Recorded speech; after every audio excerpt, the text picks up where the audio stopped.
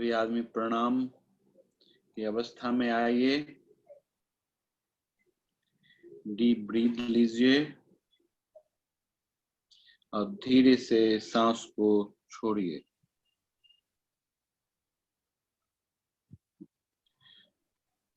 मन को शांत और स्थिर करिए।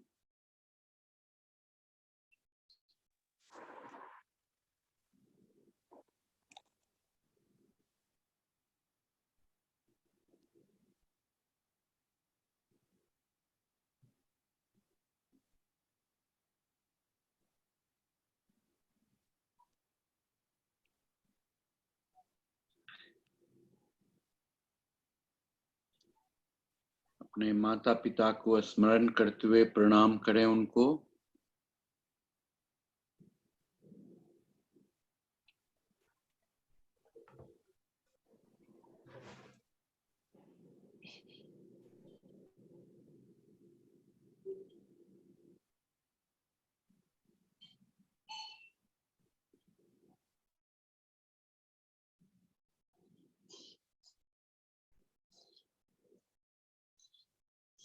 अपने एंसेस्टर पूर्वजों को प्रणाम करें। ग्राम देवता ग्राम के देवी और देवता को भी प्रणाम करें। अपने गुरु को ध्यान में रख करके उन्हें प्रणाम करें।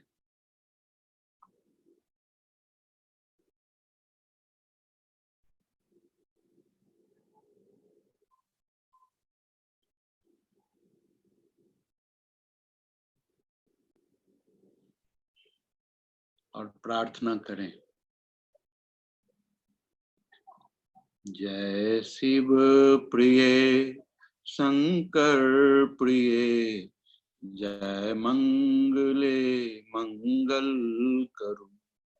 जय अंबिके जय त्र्यंबिके, जय चंडिके मंगल करो। जय शिव शिवे शंकर प्रिय, जय मंगले मंगल करो। अनंत शक्ति शालिनी अमोघ शस्त्र धारिणी, अनंत शक्ति शालिनी अमोघ शस्त्र धारिणी, निशुंभ शुंभ मर्दनी त्रिशूल चक्रपाणिनी। जय भद्रकाली भैरवी, जय भगवती मंगल करी। जय वैष्णवी विश्वम्भरी, जय सांभवी मंगल करू। कराल मुख कपालिनी, विशाल मुंड मालिनी, असीम अट्टहासिनी, त्रिमूर्ति सृष्टिकारिणी। हे ईश्वरी परमेश्वरी, हे ईश्वरी परमेश्वरी, सर्वेश्वरी मंगल करो। सर्वेश्वरी मंगल करो। कात्यायनी नारायणी माहेश्वरी मंगल करो।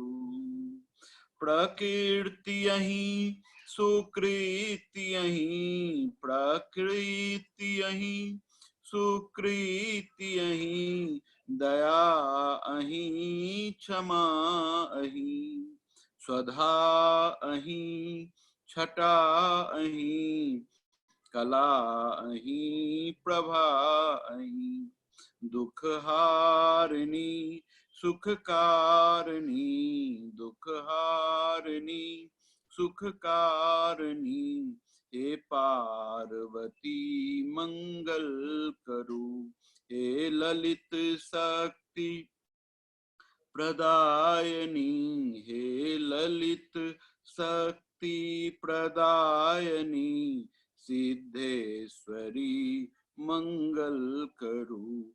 जय शिव प्रिय शंकर प्रिय, जय शिव प्रिय शंकर प्रिय, जय मंगले मंगल करू, जय अंबिके जय त्रंबिके, जय अंबिके जय त्रंबिके, जय चंडिके मंगल करू।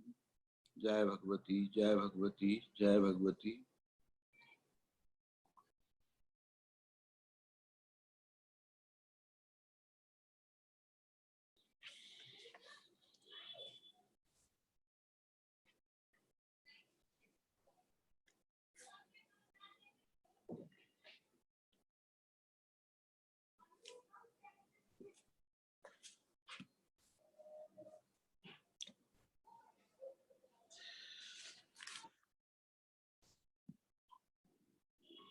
मुझे बड़ी प्रसन्नता है कि आप सभी लोग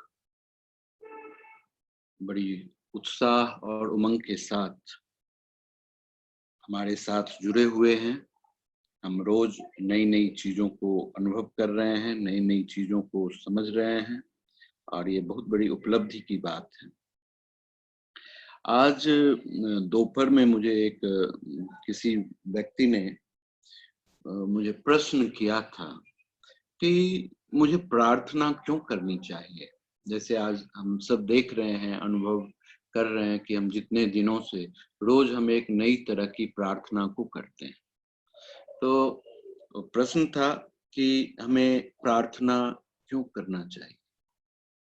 दरअसल जब हम प्रार्थना करते हैं तो हमारी आध्यात्मिक शक्ति बड़ी उत्तम बन जाती है, हमारी मन को उठाती है, हमारे मन के अंदर से जो अवसाद है, जो कष्ट है, उसको हटा देती है।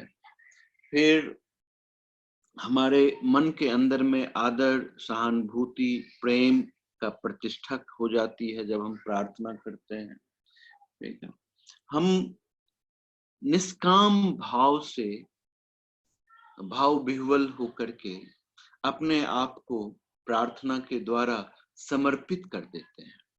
यानी कि हमारी प्रार्थना के दौरान सारी इम्प्योरिटीज हट जाती है और हम श्रद्धा और भक्ति भाव से अपने आप को अपने आराध्य के प्रति डूब जाते हैं। और ये बहुत ही अद्भुत बात है, ये शक्ति साधारण नहीं है, ये बहुत बड़ी शक्ति की बात है। क्योंकि जब कभी भी हम अपनी भाव से, अपनी आत्मा से, अपने विचार से किसी से के सामने डूब जाते हैं, ड्रॉप होते हैं, तो बड़ी अद्भुत बात हो जाती है। मर्ज हो जाते हैं तो बड़ी अद्भुत सी बात होती है, हमारी सारी समस्या खत्म हो जाती है। तो इसीलिए अगर आप प्रार्थना को दुनिया का सबसे बड़ा जादू कहें तो कोई भी आश्चर्य की बात नहीं होगी। और दुनिया में हर एक चीज प्रार्थना के द्वारा पॉसिबल है। आप देखते हैं कि हमारे क्रिश्चियनिटी में प्रार्थना के द्वारा ही ऑलमोस्ट जो हीलिंग होती है सो पूरी की पूरी हो जाती है। आप देखते हैं कि इवन दो मुस्लिम संप्रदाय में भी प्रार्थना के द्वारा ही उनकी सारी हीलिंग होती रहती है। और हम लोग भी हिंदू संप्रदाय में भी ऐसी प्रक्रिया होती है कि प्रार्थना के द्वारा सबसे अद्भुत काम।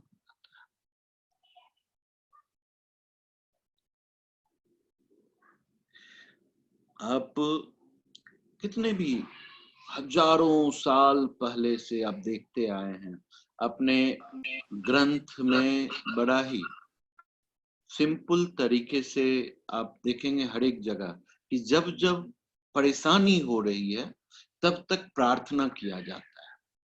कभी देवताओं के ऊपर परेशानी होती है तो वो प्रार्थना करता है भगवती का, देवी का, कि देवी प्रकट होकर के अपनी शक्ति के द्वारा उनकी समस्याओं को हल कर देता है। कभी इंद्र के ऊपर होता है तो वो प्रार्थना करता है। यानी कि प्रार्थना के द्वारा, चाहे वो सुर हो या असुर हो, चाहे वो कोई भी हो, प्रार्थना के द्वारा अपने आप को उत्तम जीवन को और अपने डिजायरेबल रिक्वायरमेंट को आदमी फुलफिल कर सकता है ना। चाहे नेता हो, संत हो, महात्मा हो, सबसे सरल विधान जो है वो है मुक्त हृदय का, प्रेम का एक सरल और शक्तिशाली मार्ग है। तो जो कोई भी व्यक्ति इस तरह का से, चाहे वो नेता भी हो या महात्मा हो या संत हो या बदमाश हो या कोई भी हो, सभी आदमी प्रार्थना अनुरूप ही अपने जीवन को बेहतरीन बनाने में लगाता है। आप किसी भी ग्रंथ में ले लें, पुराण में, उपनिषद में, सब जगह किसी न किसी तरह से प्रार्थना उपस्थित ही है। आप इस प्रार्थना के दौरान आप देख सकते हैं मीरा को, चैतन्य को, महाप्रभु को, तुलसीदास को, सूरदास को, स्वामी रामकृष्ण परमहंस जी को, ये सभी आदमी प्रार्थना के रूप में ही अपनी उपासना करते थे। अपनी सारी बात, अपनी सारी भावना उनके सामने रख देते थे, तो छोड़ देते थे कि जाओ अब तुमको जो करना है कर लो, मेरा अब मुझ में कुछ भी नहीं, जो लागे सो तेरा है। तो इस तरह से जब हम अपने चीजों को उत्सर्ग कर देते हैं तो फिर हमारे अंदर ये बड़ा ही अद्भुतशाली क्षमता आ जाती है, प्रार्थना की क्षमता आ जाती है। और ये बड़ा ही स्पेशल विचित्र प्रयोग है जिसके द्वारा हम अपने जीवन में उपस्थित किसी भी तरह की समस्या को दूर कर सकते हैं, हटा सकते हैं। आप प्रार्थना के द्वारा सिर्फ अपनी आध्यात्मिक उन्नति ही नहीं कर सकते, इसके द्वारा आप अपनी सांसारिक और अपनी व्यक्तिगत किसी भी तरह की समस्या को आप उन्नतशील बना सकते हैं, उसको ठीक कर सकते हैं, ठीक है। और इवन दो जब आप प्रार्थना नहीं भी करते हैं, अगर प्रार्थना को सुनते हैं सच्ची भाव से, उस आवाज को अपने अंदर आने देते हैं, इससे भी आपकी समस्याएं बहुत हद तक खत्म हो जाती है। ये बहुत ही अद्भुत बात है, जीवन का अद्भुत सिस्टम है। इस चीज को हमको समझना पड़ेगा, देखना पड़ेगा और हमको इस प्रार्थना को कंटिन्यू करते रहना पड़ेगा। बहुत बड़ी उपलब्धि हो जाती है ना। फिर उसके बाद हमसे आज दूसरा क्वेश्चन पूछा गया कि जो सर आप हर एक चीज में सांस को जोड़ देते हैं, आपका कुछ और ध्यान का लोग क्या क्या मेडिटेशन कराता है, आप सांस के साथ ही जोड़ते हैं। तो बड़ी इसके लिए हम आपको बड़ा सुंदर सा चीज कह सकते हैं कि देखिए 3 चीज आवश्यकता है जीवन में साधना के लिए, है ना। उसमें से एक है मन योग। मन योग जो है सो हमारी एकाग्रता से होती है। जब आपका माइंड कंट्रोल हो जाएगा तो आपको मन योग हो जाएगा। वचन योग होता है मौन हो जाने से, जब आप कुछ भी व्यक्त नहीं करते हैं और शांत रहते हैं, बोलते नहीं हैं, इवन माइंड की एक्टिविटीज को भी कंट्रोल करते हैं। मौन होने से वचन योग होता है। और अपने आप को कंप्लीटली समर्पित कर देने से, कायोत्सर्ग कर देने से, उससे काय योग होता है, मतलब शरीर का योग होता है, मर्ज हो जाने से, डूब जाने से, है ना।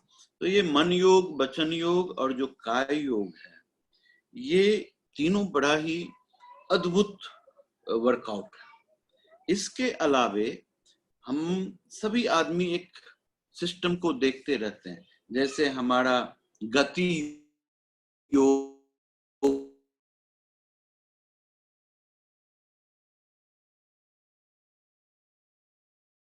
होता है, आने जाने की प्रवृत्ति, अवस्थान में बैठ, और जो हमारा वचन योग, का योग, गति योग, स्थिति योग, आहार योग, ये सारे योग जो हैं सो आपके स्वर के द्वारा निर्धारित होता है। स्वर जानते हैं किसको कहते हैं? आप लोग कभी स्वर चिकित्सा के बारे में पढ़े होंगे। समझे होंगे कि जो हमारी जो सांस है 45 मिनट्स के लिए किसी एक नॉस्ट्रिल से चलती है। 45 मिनट्स राइट नॉस्ट्रिल से चलेगी, 45 मिनट्स लेफ्ट नॉस्ट्रिल से चलेगी, फिर 45 मिनट्स लेफ्ट से चलेगी, फिर उसका अगला 45 मिनट राइट से चलेगी। इस तरह से अल्टरनेट ब्रीदिंग 45 मिनट्स के लिए आपका नॉस्ट्रिल चलाते रहता है, जिसकी वजह से राइट नॉस्ट्रिल से लिया हुआ जो ब्रीथ है, सांस है, उसको बोलते हैं सूर्य स्वर, और बायां लेफ्ट नॉस्ट्रिल से लिया गया जो ब्रीथ है उसको बोलते हैं चंद्र स्वर। तो आपका शरीर सूर्य और चंद्र स्वर के बैलेंसिंग से बैलेंस रहता है। अगर ये सूर्य और चंद्र का स्वर जो है, ब्रीथ जो है, आपके शरीर में बैलेंस नहीं होगा तो फिर आप नहीं होंगे, आपके बॉडी में अव्यवस्था हो जाएगी, इम्बैलेंस हो जाएगी, और आप तरह तरह की बीमारी को पैदा कर सकते हैं। तो इसको बोलते हैं स्वर योग। क्या है? स्वर योग। यानी कि जब आप इस राइट और लेफ्ट नॉस्ट्रिल को बैलेंस कर देते हैं तो वो स्वर योग कहलाता है। अब आपको याद है, पता है, समझ में आती है कि जो हमारे अक्षर हैं उसमें स्वर और व्यंजन है ना? तो जीवन में जो स्वर जो है वो यही स्वर है। आपका नॉस्ट्रिल में ब्रीथ का इन करना, वो एक स्पेसिफिक वायु के वाइब्रेशंस को लेकर के मूव करता है आपके अंदर, और उस वाइब्रेशन की वजह से एक स्पेसिफिक साउंड प्रोड्यूस होता है, और उस स्पेसिफिक साउंड के द्वारा आपका होल बॉडी गवर्न होता है, ऑर्गेनाइज्ड होता है ना? उससे आपका सिस्टम बेहतरीन होता है। तो हमको ये चीज बड़ा अच्छी तरीके से समझना चाहिए कि ये राइट और लेफ्ट नॉस्ट्रिल का प्रोग्राम बड़ा ही अद्वितीय है। कभी कभी कुछ सेकंड के लिए हमारा दोनों नॉस्ट्रिल काम करता है। तो जब दोनों नॉस्ट्रिल काम करता है तो उस समय उस स्थिति को हम बोलते हैं कि हमारा जो सुषुम्ना नाड़ी एक्टिव है। ये ज्यादा देर तक रहने से हमारा मृत्यु हो सकता है, हमारी तकलीफ हो सकती है, और हम रिकवर नहीं भी कर सकते हैं। लेकिन ये होती ही है, ये नेचुरल होता है, थोड़ी देर के लिए होता है, लेकिन जब होता है उस समय आपके अंदर बड़ा असीम ताकत होती है। उस ताकत के दौरान आप जो कुछ भी बोलते हैं वो सत्य हो जाता है। आप सभी आदमी अपने जीवन में एक्सपीरियंस किए होंगे कि कोई कोई घटना चाहे आपको पहले समझ में आ जाती है, कोई कोई घटना वो आपके बाद में समझ में आ जाती है, और जब ये जो आप सोचते हैं वैसा ही हो जाता है तो बड़ा आश्चर्य लगता होगा कि आपको ये ऐसे कैसे होना है। ठीक है? तो इस प्रक्रिया को समझना कि राइट नॉस्ट्रिल से और लेफ्ट नॉस्ट्रिल से सांस लेने से क्या क्या होता है, ये बड़ी अद्भुत बात है। जैसे कोई भी काम आप करना चाहते हैं, अगर आपकी राइट नॉस्ट्रिल चलती है तो आपका वो काम सक्सेसफुल हो जाएगा।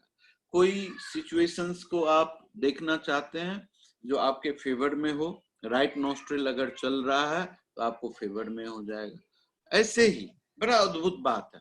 अगर आप चाहते हैं कि ये जो होता है सो अल्टरनेट डे मून के प्रवृत्ति के हिसाब से हमारा ब्रीदिंग पैटर्न चेंज होते रहता है। तो अगर हम इस संदर्भ में बातचीत करेंगे तो ये बहुत बड़ी एक सब्जेक्ट है स्वर चिकित्सा का, और आपको बहुत समय लग जाएगा, लेकिन हम थोड़ा सा इंफॉर्मेशन दे देते हैं कि जब आप सुबह सो के उठते हैं उस समय आपको चेक करना है कि कौन सा नॉस्ट्रिल से हवा बहुत तेजी से आ रहा है।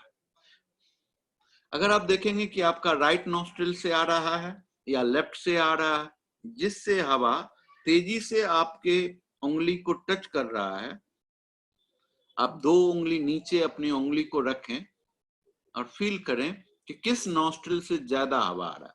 तो इसका मतलब आपका वो स्वर चल रहा है। तो आप वो स्वर चल रहा है सुबह में सो के उठते ही, उस समय आप वो हाथ, जैसे कि लेफ्ट नॉस्ट्रिल चल रहा है तो लेफ्ट नॉस्ट्रिल चलने के लिए आपका लेफ्ट हैंड अपने चेहरे के ऊपर रखें और उसके बाद अपना लेफ्ट लेग ही जमीन पर पहली बार टच करें और फिर आप अपने जीवन को जी लें, तो आपका वो दिन बड़ा ही खूबसूरत और सपोर्टिंग डे होगा आपके लाइफ में। अगर राइट चल रहा है तो अपने राइट हैंड को अपने चेहरे के ऊपर रखें और पहले जमीन को राइट लेग से टच कर दें, तो इससे भी और बड़ा आनंद हो जाएगा, है ना। तो ये राइट नॉस्ट्रिल चलने का ये प्रोग्राम होता है। तो अगर कोई भी समस्या आपको होती है जीवन मतलब फर्स्ट टाइम आप एक्सपीरियंस कर रहे हैं, सडन चेस्ट पेन हो गया, बहुत जोर से छाती में दर्द हो रहा है, तो उस पर्टिकुलर टाइम में आपको क्या करना है, अपना नॉस्ट्रिल देखना है कि कौन सा नोज ज्यादा तेजी से हवा छोड़ रहा है, उसको बंद कर दीजिए और उसका अपोजिट वाले से 2 मिनट के लिए सांस लीजिए और छोड़िए, वो पेन गायब हो जाएगा, चाहे वो हेडेक हो या पेट दर्द हो या आंख दर्द हो, कान दर्द हो या कोई भी बीमारी हो। अगर कोई क्रोनिक डिजीज है आपका, तो उस पर्टिकुलर टाइम में आपको ध्यान देना चाहिए कि ये समस्या को आपका कौन सा नॉस्ट्रिल कंटिन्यूअसली ऑन है। ये एक नॉस्ट्रिल अगर कंटिन्यूअसली ऑन रहेगा, जैसे राइट नॉस्ट्रिल रहेगा तो आपके बॉडी में हीट बढ़ जाएगा, लेफ्ट नॉस्ट्रिल रहेगा तो आपके बॉडी में कोल्ड बढ़ जाएगा। तो आपको देखना है कि आपके शरीर में क्या चीज ज्यादा हो रहा है। अगर हीट बढ़ रहा है तो राइट नॉस्ट्रिल बंद कर दीजिए, अगर कोल्ड बढ़ रहा है तो अपना लेफ्ट नॉस्ट्रिल बंद कर दीजिए। तो इस तरह से आप अपने सांस के द्वारा अपनी चिकित्सा भी कर सकते हैं, लेकिन इसका उपयोगिता क्या है, हम क्यों इस पर इतना ज्यादा जोर दे रहे हैं, इस बात के बारे में हम आपको बताते हैं, क्योंकि ये बड़ा इंपॉर्टेंट सिस्टम है और इतना इंपॉर्टेंट सिस्टम है कि इसके बिना हमारा जीवन नहीं है। ये है तो हम हैं, ये नहीं तो हम नहीं हैं। तो इसीलिए जो हमको जीवन को होने का एहसास जो शक्ति कराती है, जो सिस्टम कराती है, अगर हम उसको ऑब्जर्व करें तो हम अपने आप को बहुत बेहतरीन ढंग से ऑब्जर्व कर सकते हैं, समझ सकते हैं, फील कर सकते हैं, रियलाइज कर सकते हैं और इसके बारे में जानकारी भी ले सकते हैं। अगर ऐसा नहीं करेंगे, अगर हम अपने ब्रीथ को गवर्न नहीं करेंगे, समझेंगे नहीं, तो बड़ी मुश्किल हो जाती है और बहुत तकलीफ का सामना करना पड़ता है। तो जब हम नॉर्मल स्टेट में होते हैं, जब नॉर्मल स्टेट में होती है, जब हमारा श्वास साधारण गति से बाहर निकलता है, तो नाक से 12 उंगली तक, यानी कि 12 उंगली मतलब 1 फीट की डिस्टेंस तक, अब समझो यहां तक ही आपकी हवा का एहसास होता है कि वो सांस से निकला है, उसके बाद वो हवा गुम हो जाती है। और जब आप सांस लेते हैं तो नाक से 10 उंगली तक ही वो हवा का पता चलता है कि वो कहां तक गया, उसके बाद हवा गुम हो जाता है, आप कंफ्यूज हो जाएंगे कि किधर गया किधर नहीं गया। ये नेचुरल कंडीशंस में ऐसा है, समझने की बात, ठीक है। लेकिन जब आप गाना गाते हैं तो उस समय आपका जो श्वास की गति है वो आपके नाक से 16 उंगली नीचे तक आती है और फिर ऊपर चली जाती है, लौट आती है। फिर जब आप खाना खाते हैं उस समय आपका श्वास 20 उंगली तक नीचे आती है और फिर वो ऊपर लौटती है। जब आप चलते हैं उस समय ये 24 उंगली तक नीचे आती है, 24 फिंगर डाउन तक आती है, फिर वापस चली जाती है। यानी कि जब आप गाना गाते हैं तो आपका सांस 16 फिंगर्स तक नीचे आती है और तब तक आप उसको नोटिस कर सकते हैं, अगर उसके बाद वो नोटिस नहीं होता है। जब आप खाना खाते हैं तो 20 फिंगर्स तक, जब आप चलते हैं उस समय 24 फिंगर्स तक, जब आप सोते हैं उस समय 30 फिंगर्स तक सांस छूटती है बाहर और फिर अंदर आती है, ठीक है। सेक्स के समय आपका 36 फिंगर तक सांस बाहर छूटती है और फिर बाहर आती है। जब हम व्यायाम करते हैं उस पर्टिकुलर टाइम में ये 40 फिंगर्स तक नीचे तक जाती है, 41 42 फिंगर्स तक, और फिर वो बाहर अंदर की ओर आती है। अब ये जो सांस की गति है, ये डे टू डे लाइफ में ऐसा हमारे एक्टिविटीज के द्वारा हमारा ये सांस की गति हो। अब नियम क्या है कि सांस की गति को हमको कितना कम करना है। जितना कम होते जाएगा हम उतना ही ताकतवर और लंबी अवधि को जी सकते हैं, उतना ही सशक्त हो सकते हैं, उतना ही पावरफुल हो सकते हैं। अब हम आपको बताते हैं कि ये इसकी जो लेंथ है उसको कम करेंगे तो आपको क्या क्या फायदा हो सकता है ना। बड़ी अद्भुत बात है। तो जब इसके लेंथ को आप कम करेंगे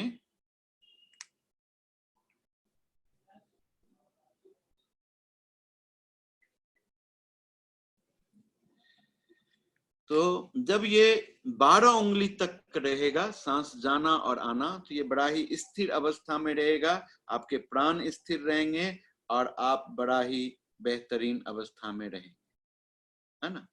जब ये श्वास स्वाभाविक गति जो है उससे 11 उंगली से 10 उंगली कर लेते हैं आप, तो उस समय में आप हैप्पीनेस को गेन करते हैं, आनंद की प्राप्ति करते हैं, है ना।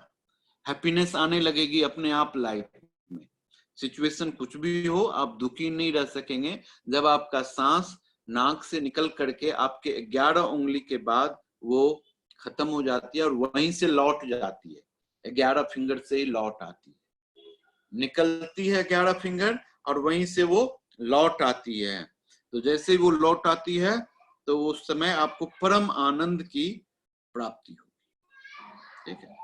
जब श्वास की गति आपका 10 से 9 उंगली हो जाता है, 10 से 9 अंगुल हो जाएगा, तो उस समय में आपको कवित्व की शक्ति आती है। कवित्व की शक्ति मतलब है कि आपके अंदर से कविताएं निकलने लग जाती हैं, आपके अंदर से अच्छे अच्छे क्या कहते हैं कहानी निकलने लग जाता है, ये सारी चीजें हो जाती हैं। तो बड़ी अद्भुत बात, आपकी क्रिएटिविटी, एक्सप्रेसिव एबिलिटी बढ़ जाता है जब आपका सांस की गति 10 से 9 उंगली तक हो जाती है। जब श्वास की गति 9 उंगली से 8 उंगली तक आप नीचे कर लेते हैं, उस समय तो और भी अद्भुत बात होती है। उस समय में आपको वाक सिद्धि आ जाती है। वाक सिद्धि का मतलब होता है कि आप जो भी बोलेंगे वही हो जाएगा, कंफर्म हो जाएगा, जिसको जो आशीर्वाद दे देंगे वो हो जाएगा। तो आप सोचिए क्या कलाकारी है इसमें। कोई आदमी किसी को कुछ बोलता है तो वैसा हो जाता, क्यों हो जाता? क्योंकि उस समय में उसकी सांस की जो गति है वो 8 उंगली से लौट रही है, 8 फिंगर से लौट रही है। जब ऐसी अवस्था में वो आदमी जो कोई भी चीज बोलता है वही हो जाता है, परफेक्ट हो जाता है ना। जब हम अपने इस सांस की क्रिया को 8 उंगली से 7 उंगली कर लेते हैं, यानी कि 7 उंगली के अंदर में ही हमारा ब्रीद इन और ब्रीद आउट होने लगता है, तो इस क्रिया के समय बड़ा ही अद्भुत जानकारी होती है, हमको दूरदर्शिता चलती है, यानी कि आने वाले समय में क्या हो सकता है इसका अनुभव हो जाता है। यानी कि आप जो चीज स्टार्ट किए हैं उसका लास्ट क्या होगा ये पता हो जाता है ना। फिर उसके बाद जब आपकी गति, श्वास की गति 6 से 5 उंगल की हो जाती है और 7 से 6 उंगल की हो जाती है, तो बड़ा ही अद्भुत बात है, आपका माइंड आकाश में विचरण करने लगेगा और इस बुद्धि, इस माइंड के द्वारा अब आकाशीय मार्ग से ट्रेवल करेंगे और दुनिया के किसी भी जगह में किसी भी चीजों के साथ लिंक कर पाएंगे, महसूस कर पाएंगे, देख पाएंगे, महसूस कर पाएंगे, ऐसी बात हो जाती है। यानी कि वो आकाश में उड़ सकता है, ये ताकत आ जाती है।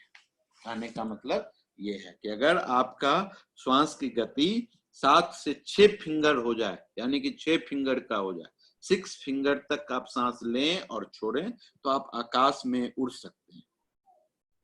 जब आप श्वास की गति 5 उंगल में कर लें, 5 फिंगर्स में, तो आप में बहुत स्पीड आ जाता है, आप बहुत फास्ट कोई भी चीज कर सकते हैं, क्विक कर सकते हैं विदाउट एनी डिस्टरबेंसेस का। कोई भी काम, कोई भी चीज जो भी आपके सामने होगा, आप क्विकेस्ट होंगे और बहुत जल्दी कर देंगे।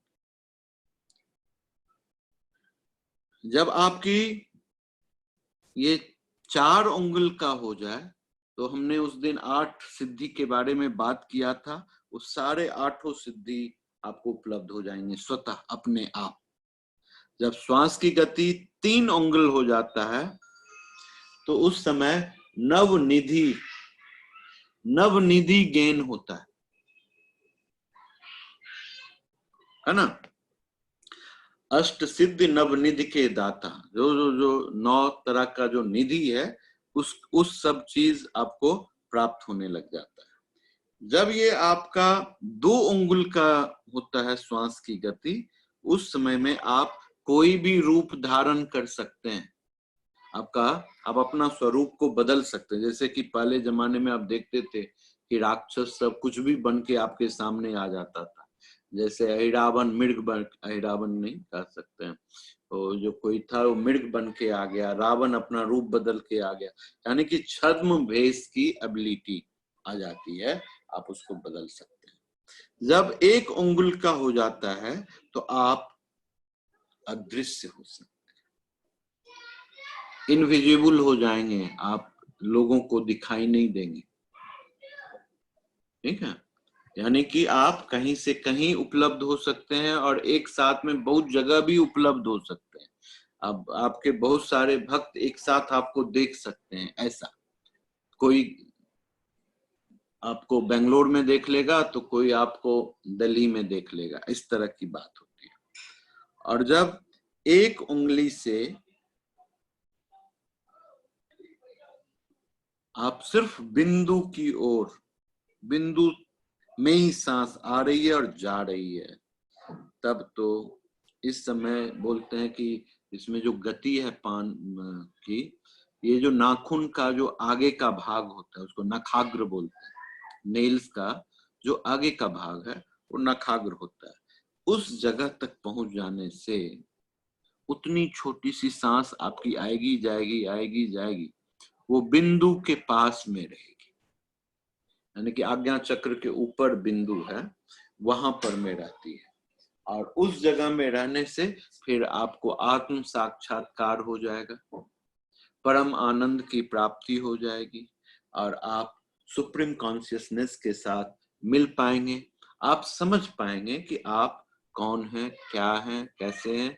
तो ये प्रैक्टिस जब हम करते हैं तो इस तरह से हमारी ये एबिलिटी धीरे धीरे ग्रोथ करती जाती है और उसी के द्वारा हर एक चीज आसान हो जाता है जीवन में और हम बड़ी आसानी से अपने जीवन को लीड कर पाते हैं।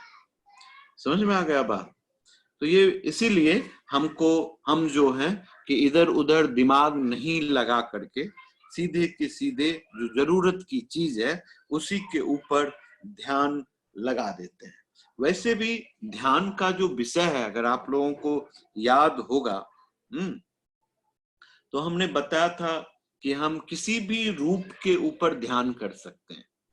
यानी कि आप अपना फोटो पर ध्यान कर सकते हैं, अपनी वाइफ के ऊपर ध्यान दे सकते हैं, आप हेमा मालिनी के ऊपर ध्यान कर सकते हैं, आप श्रीदेवी के ऊपर ध्यान कर सकते हैं। यानी कि आपको जो कोई भी पसंद है उसके ऊपर आप ध्यान कर सकते हैं।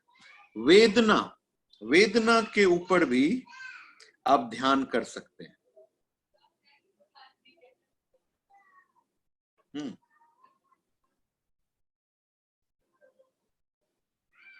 तो ये बात होती है।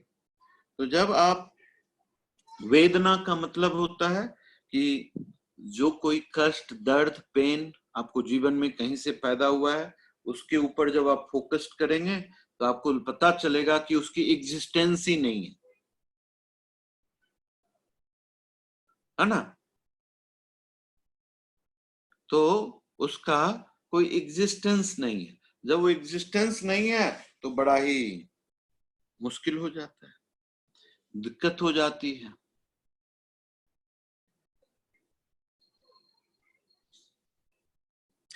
ठीक है, तो इस तरीके से हमको वेदना के ऊपर ध्यान कर सकते हैं। जो संस्कार है उसके ऊपर ध्यान कर सकते हैं, जो उसको आप विज्ञान कहते हैं, टेक्निक्स, उसके ऊपर भी आप ध्यान कर सकते हैं, किसी भी चीज के ऊपर ध्यान कर सकते हैं, है ना। तो उसमें कोई बहुत स्पेशल प्रोग्राम नहीं होती है। और अगर आपको पता है कि जब आप सांस ले रहे हैं तो जो आपकी सहज प्रक्रिया है सांस लेने की, वो सबसे बेहतरीन तरीका होता है सांस का। जैसे एक छोटा बच्चा, आप कभी देखें वो कैसे सांस लेता है ना। जब वो सांस लेता है तो उसका पेट फूल जाता है, जब आप सांस छोड़ते हैं तो उसका पेट अंदर चला जाता है। तो ये प्रक्रिया आपको हमेशा ध्यान में रखना पड़ेगा। ये सहज सांस की प्रक्रिया है, जिसमें आप सांस लें तो आपका पेट फूले, और जब आप सांस छोड़ें तो आपका पेट अंदर चले जाए। अब ये तो सांस लेने का नॉर्मल तरीका है। जितना आपका माइंड काम होते जाएगा, सांस आपका नेचुरल कंडीशंस में वो 12 फिंगर, यहां से आपके नोज के टिप से 12 फिंगर आप नाप लीजिए कहां तक है, यानी कि यहां तक की दूरी तक आपका सांस को आप फील कर सकेंगे। 12 फिंगर यानी कि 1 फीट तक आपका सांस टच कर सकता है, फील कर सकते हैं आप उसको, यहां तक वो जा रही है, फिर उसके बाद वो लौट जाएगी। तो जब आप विटनेस करेंगे तो जैसे जैसे उसको कम करते जाएंगे, जैसे कि आपको याद होगा अभी हमने एक मेडिटेशन कराया था जिसमें आपको रिंग फिंगर के टिप्स को अपने सांस से टच करना है और टच करते ही लौट जाना है, वो क्रिया था। जिस क्रिया के दौरान आपको ये चीज अनुभूति होगी, और वो जो डिस्टेंस था सो नियर अबाउट 10 फिंगर्स का होता है आपके नोस्ट्रिल से, वो जो आप रखे थे उस पोजीशन तक। तो इसी तरह से हमको ये निर्धारित करना होता है, नापना होता है, मेजर कर लीजिए और उसके ऊपर वर्कआउट करिए कि कैसे ये काम होगा। और आज हम ये वर्कआउट आपको कराएंगे। वर्कआउट कराने से पहले हम आपको कुछ चीज बता देते हैं। जैसे हमने आपको कहा कि 9 निधि की जानकारी, तो 9 निधि के बारे में हम आपको आज उसका नामकरण बता देते हैं, कौन कौन सा निधि है, और उसको देखने से आपको पता करने से आपको बड़ा आनंद हो जाएगा। तो पहला है पद्म निधि, दूसरा है महापद्म निधि, फिर नील निधि, मुकुंद निधि, नंद निधि, मकर निधि, कच्छप निधि, शंख निधि और खर्व निधि। तो ये जितने भी निधि हैं, ये सारे के सारे जो निधियां हैं वो एक तरह की विद्या होती है जिसको ऊपर पाने के बाद ये निधि अपने आप आ जाती है, जिसको पद्मिनी बोलते हैं।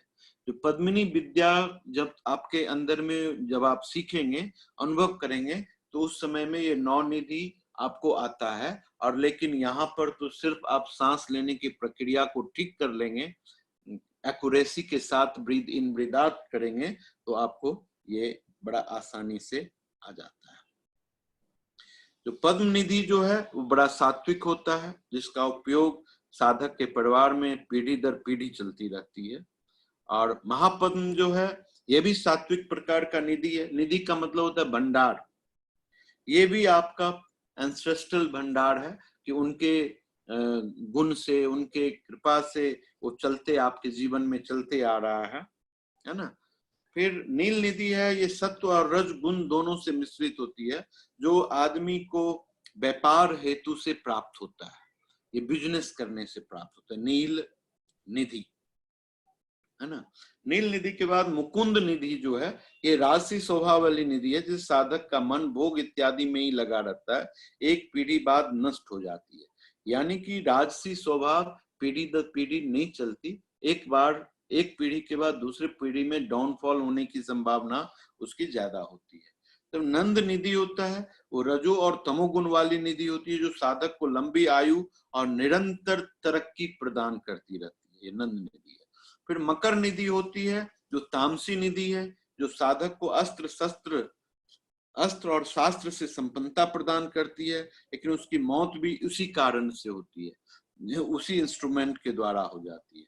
फिर कच्छप निधि है, इसका साधक अपनी संपत्ति को छुपा के रखता है, ना तो स्वयं इसका उपयोग करता है, ना करने देता है। इसको कच्छप निधि बोलते हैं। ये अपनी प्रॉपर्टी को सेव करते जाए और अंत में मर जाए, दूसरे को भी उपयोग नहीं होता और खुद भी उपयोग नहीं करता है अपने जीवन के बाद। उसके बाद शंख निधि होती है। इसको प्राप्त होने से आदमी धन तो कमाता ही है, लेकिन परिवार वाले गरीबी में जीते हैं, वो स्वयं पर ही अपनी संपत्ति का उपयोग करता है। यानी कि आप जैसे कोई व्यक्ति अपने घर में धन कमा रहा है, जैसे आप ले लो अपने प्राइम मिनिस्टर जी को, तो वो तो धन कमा रहे हैं, उनकी पावर पोजीशन काफी अच्छा है खुद के लिए, लेकिन परिवार कष्ट में है, वाइफ कष्ट में है, भाई कष्ट में है, भाभी कष्ट में है, सिस्टर कष्ट में है। तो ये इस तरह का शंख निधि इसको बोलते हैं कि वो स्वयं तो धन कमाता है, परंतु उसके परिवार वाले गरीबी में जीते हैं, वो स्वयं पर भी अपनी संपत्ति का उपयोग करता है। फिर होता है खर्व निधि। इस निधि को प्राप्त व्यक्ति विकलांग व घमंडी होता है, जो समय आने पर लूट के चल जाता है, कि चल देता है। तो ये हमारी 9 निधि थे, जिनकी उपयोगिता और अंडरस्टैंडिंग हमको समझ में धीरे धीरे आएगी। उतना आवश्यक नहीं है इसको जानना, लेकिन हमने इसके चर्चा की थी तो हमको लगा कि इसके नाम बड़ा इम्पोर्टेंट है, आप लोग समझ जाएं, और आपको इसके बारे में जानकारी मिल जाएगी, इंटरनेट पर ढूंढेंगे तो इससे बेहतरीन ढंग से भी समझ सकते हैं आप। तो इस तरह से आज हमने आपको प्रार्थना के बारे में बताया। प्रार्थना के बाद हमने आपको स्वर के बारे में बताया और स्वर चिकित्सा के भी छोटी सी इंट्रोडक्शन दी हमने आपको। फिर हमने आपको आज बड़ा ही अद्भुत तरह की स्वर के बारे में बताया कि किस तरह से हम अपने सांस को धीरे धीरे कम करते जाएं और उसमें परिपक्वता लाएं, तो हम अद्भुत शक्ति के साथ परिपूर्ण हो सकते हैं अपने जीवन में, और उस शक्ति के द्वारा हम जो भी चाहें उस चीज को अचीव कर सकते हैं। एक्स्ट्राऑर्डिनरी पावर हम वो अपने अंदर में ग्रोथ कर सकते हैं, है ना। फिर हमने बहुत तरह के योग के बारे में चर्चा की, जैसे मन योग के बारे में, वचन योग के बारे में, काय योग के बारे में, गति योग के बारे में, स्थिति योग के बारे में, आहार योग के बारे में और स्वर योग के बारे में बातचीत की, क्योंकि सारे योग बहुत ही बड़ा इंपॉर्टेंट फैक्टर था। फिर हमने आपको आज ध्यान का विषय बताया, जैसे रूप, वेदना, संस्कार और विज्ञान। इस चारों ही जगह पर आप फोकस्ड हो सकते हैं, केंद्रित हो सकते हैं, एकाग्र हो सकते हैं, और जिसके द्वारा आप अपने अंदर ध्यान की अवस्था को गेन कर सकते हैं, है ना। तो ये थी हमारी आज के कुछ बहुमूल्य क्षण, जिसमें हमने आपको बहुत ही सुंदर निधि के साथ चर्चा किए हैं, आपको बांटा हूं, और अब आगे की क्रिया है आज की, जिसको जानना और करना और भी खूबसूरत और आनंदित है। इस क्रिया के दौरान हमको कुछ बहुत विशेष प्रोग्राम नहीं करने हैं, बड़े छोटे सी बात करना है। आप देखिए, अपने लेफ्ट हैंड के ऊपर राइट हैंड को ऐसे रखें और अपने लेफ्ट हैंड के थंब को पूरे अच्छी तरीके से पकड़ लें, ऐसे। इसको शंख मुद्रा बोलते हैं, है ना। शंख मुद्रा करने के बाद देखिए, अपने दोनों एल्बो को आप रिब केस के पास में रखें और अपने लेफ्ट हैंड के थंब को अपने नीचे वाले ओठ के नीचे रख दें, ऐसे। इस तरह से दिख रहा है, ये ऐसे रहेगा, इस तरह से रहेगा, है ना। ऐसे रख दें और रखने के बाद अपनी आंख को बंद कर लें 2-3 बार। अब अपने सांस को छोड़ें,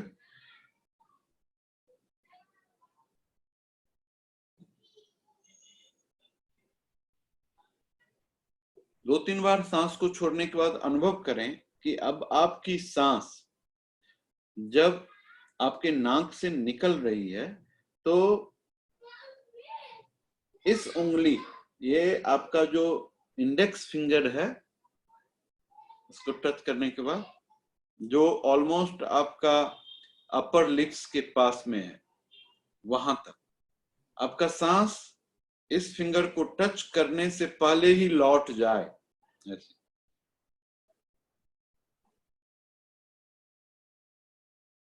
बस ध्यान ये रखना है कि आपका सांस इतनी तेजी से ना छूट जाए कि इस उंगली को क्रॉस कर दे आपका हवा जो नाक से निकल रहा है, क्रॉस नहीं करना चाहिए। इसको टच करने से पहले लौट जाना चाहिए। और जब आप इस तरह के सांस को आज प्रैक्टिस करेंगे, और हम चाहते हैं कि ये प्रैक्टिस आप तब तक करें जब तक ये आपके बस में ना हो जाए। 3 मिनट, 5 मिनट, 7 मिनट इसको करें प्रैक्टिस। जब ये प्रैक्टिस 3 से 5 मिनट का हो जाएगा, तब हमारा प्रक्रिया होगा विटनेसिंग का। अब इस विटनेसिंग की प्रक्रिया में हम अपने इंडेक्स फिंगर को जोड़ेंगे और अपने मिडिल और रिंग फिंगर को थंब से टच कर देंगे और अपनी छोटी उंगली को ऐसे स्ट्रेट रखेंगे। ये पोजीशन हमारे लेफ्ट हैंड का होगा और थाई के ऊपर ऐसे रहेगा। सिंपली ऐसे रख दीजिए इस तरह से, है ना। फिर राइट हैंड की होगी इस इंडेक्स फिंगर, ये जो हमारा मिडिल और रिंग फिंगर है, जिसमें मिडिल फिंगर टच करेगा थंब को, ये दोनों रिंग और लिटिल फिंगर को थंब से टच करेंगे और इंडेक्स फिंगर को अप रखेंगे और इसको अपने एल्बो को सही ढंग से पोजीशंस करें और ये उंगली सीधा ऐसे खड़ा करके रखें इस पोजीशन में। एंड इस अवस्था में आने के बाद you need to witness yourself कि ये कर लेने के बाद आपको क्या हो रहा है। Just let it happen, enjoy करते रहना है उस हैपनिंग को, क्वेश्चन नहीं करना है। लेकिन हम चाहते हैं कि आप अपना 100% इस काम को दें। इसको करने से कितनी भी मेंटल डिसऑर्डर्स तुरंत कंट्रोल होता है, किसी भी तरह की एंजाइटी कम हो जाती है, किसी भी तरह का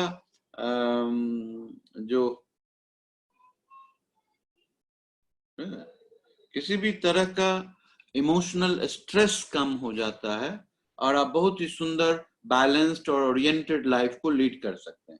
तो देखिए, ये लेफ्ट हैंड के ऊपर अपना राइट हैंड ऐसे रखते हैं। रखने के बाद लेफ्ट हैंड के थंब को राइट हैंड की सारी उंगली से बंद करते हैं और अंगूठा ऐसे। तो ये जो मुद्रा है शंख मुद्रा है ना। इसको हम छोटे इधर रखेंगे और फिर सांस लेते और छोड़ते हुए जहां वो टच होगा वहीं से लौटेंगे।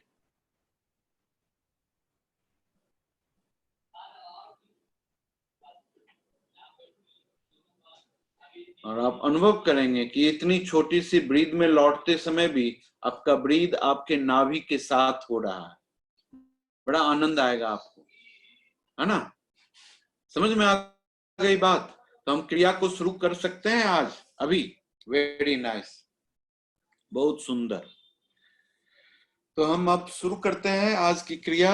सभी आदमी शंख मुद्रा को धारण कर लें। करने के बाद अपने थंब को ओठ के ठीक जस्ट नीचे रख दें। सीधे बैठें, रिलैक्स होकर के बैठें। मन को शांत और स्थिर करें। 2-3 बार सांस को कंट्रोल करने के लिए, ऑर्गेनाइज करने के लिए, सिस्टमेटिक वे देने के लिए आप अनुभव करें कि कैसे वो आपके इंडेक्स फिंगर को टच करने से पहले लौट आए। अब आप इसको शुरुआत कर सकते हैं। Just continue your breathe with the organized way.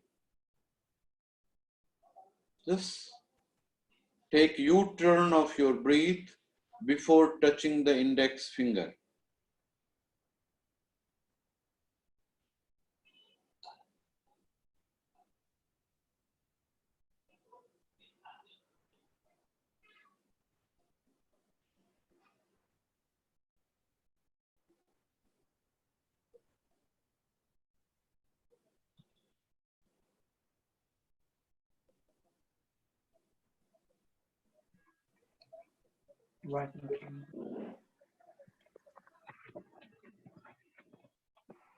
Mute हो गया ना आवाज। इधर लाइए।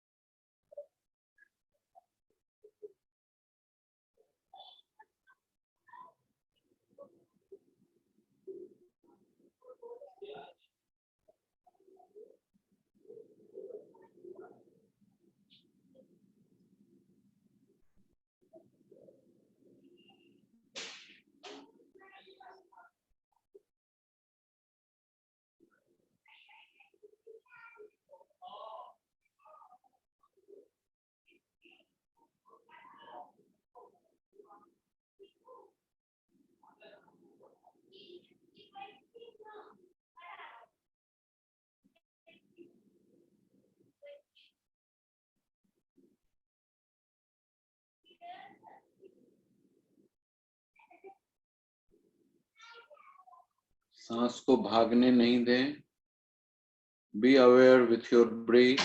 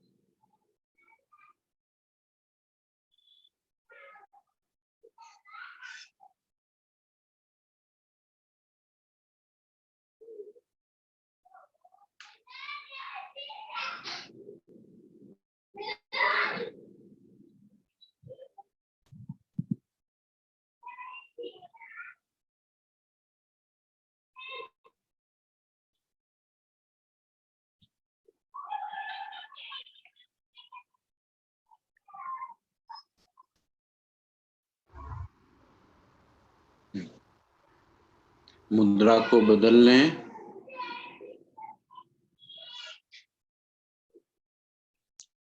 लेफ्ट हैंड में इंडेक्स फिंगर को थंब के रूट में रख करके मिडिल और रिंग फिंगर को थंब से टच कर लें और छोटी उंगली को सीधा रखें।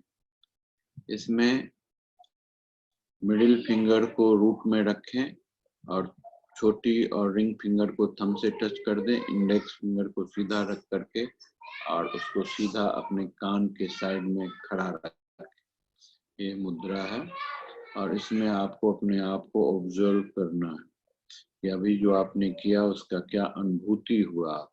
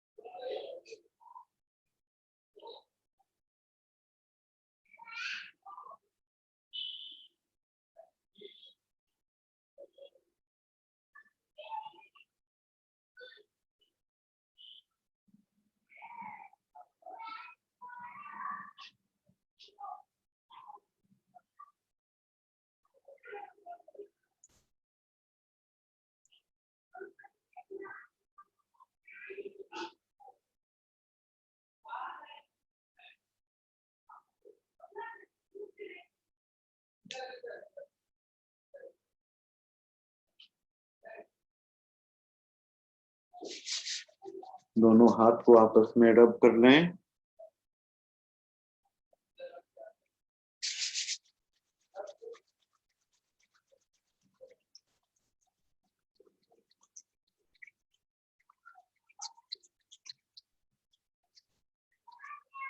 लेफ्ट हैंड के रिंग फिंगर को चिन के बीच में रखें, राइट हैंड के रिंग फिंगर को आईब्रो के बीच में रखें।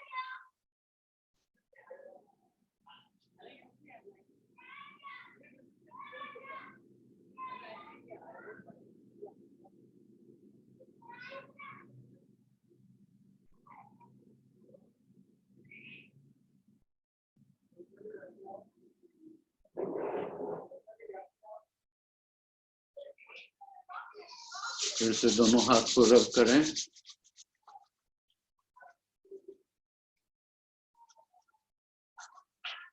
राइट हैंड को नाभि के ऊपर रखें, लेफ्ट हैंड को थ्रोट के ऊपर रखें।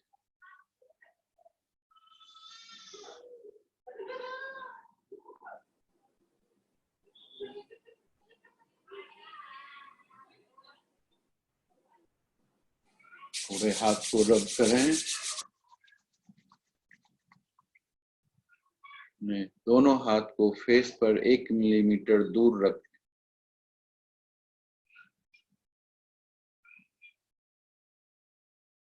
फिर धीरे से टच करें फेस को।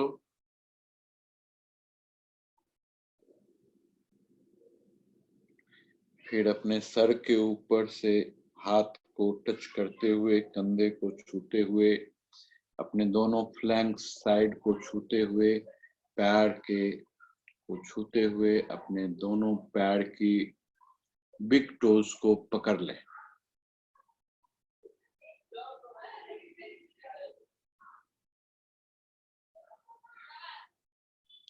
फिर धीरे धीरे अपने आंख को खोलें।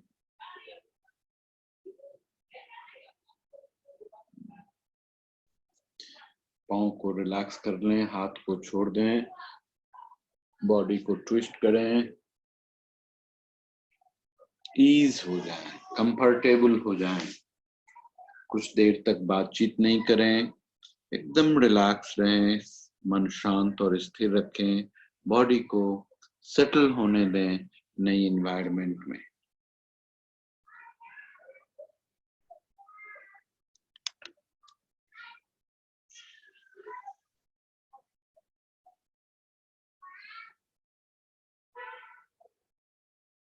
बहुत सुंदर।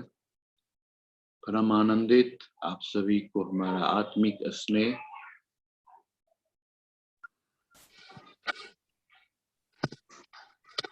चाहते हैं कि सभी आदमी आप अपने हृदय में श्रद्धा रूपक दुर्लभ पुष्प को पुष्पित करें, जो आपके आत्मा को दिव्य, आपके अंदर में आत्मबल और आपके मन में असीम शांति और आपके जीवन में परम आनंद और अमृत को प्राप्त करें।